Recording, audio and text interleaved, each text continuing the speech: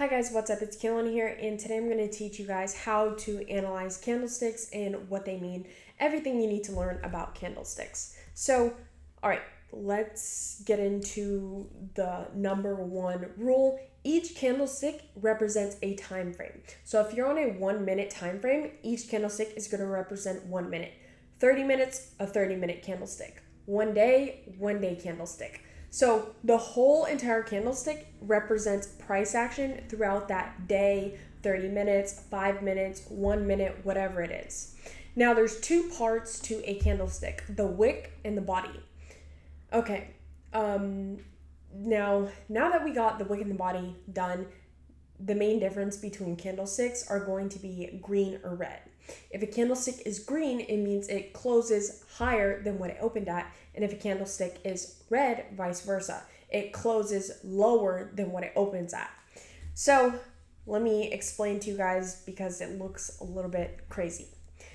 So if a candlestick is green, it's going to open here at the body. The body is always going to represent open and close, and the wicks are going to represent low and highs.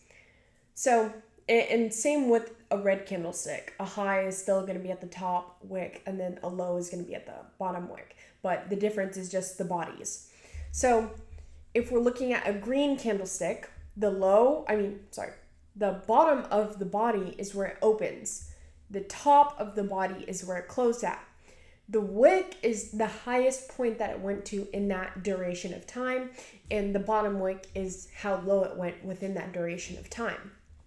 So, for instance, if at the start of 5 minutes it opens up at $1, then it spikes all the way up to $3, comes down to $2.75, or actually, that was a bad explanation. All right, let me start this over. So at the beginning of the 5 minutes, because we're looking at 5-minute candlestick, it opens at $2. It spikes all the way up to $4. It comes all the way down to $1.75. But then it pushes up and closes at the $3. Or I don't know what I made this before.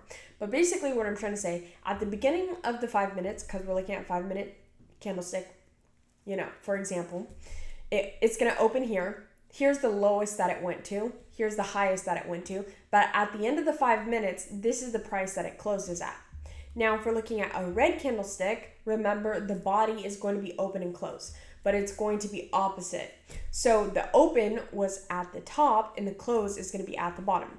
So it opens at this price point. Maybe it goes all the way up here, spikes all the way down, but then at the end of the 5 minutes, it closes right here at the bottom of the body.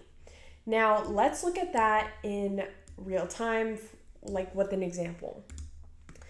Also, you're going to see the difference between a weak candlestick and a strong candlestick, and I'll show you guys the difference. Basically, a weak candlestick has a lot of wicks, and a strong candlestick has a strong body. Why is this important? It just means that price was stable, and it didn't just spike up high, come back down. You guys see what I'm trying to say.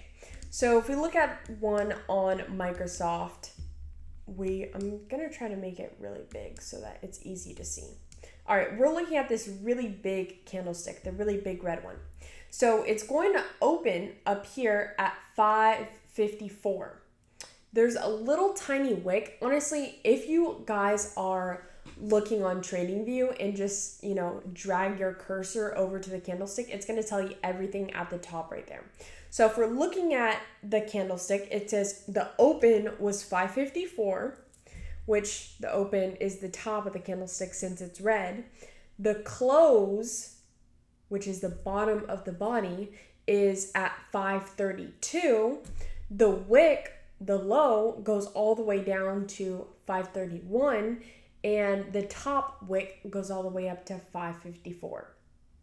Does that make sense? I hope it makes sense. A weak candlestick looks like this, a really strong wick, but tiny little body. It means that price didn't really move within that time frame, which it's a 1 day time frame. So nothing really happened throughout the whole entire day. As you guys can see, the open of the body and the close of the body are very close together because the body's very small. The open was at 521.4 and the close was at 529. So obviously just like a 50-cent difference. Now, if we look at the high of the candlestick, it's 526 and the low is 518. So there's a drastic difference between the high and the low in the close and open because of the wicks. So this would be considered a weak candlestick versus this, it's a really strong selling candlestick. If we look at a green candlestick, something like this right here, it's kind of like half and half. The body is the same size as the wicks. So if it's a green candlestick, it opens at the bottom. It opened up down here at 477.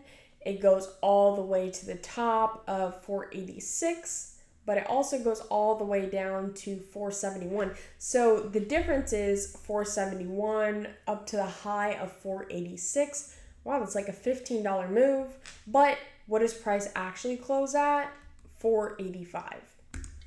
Okay, I hope that made sense. If you guys have any questions, leave them down below. Bye.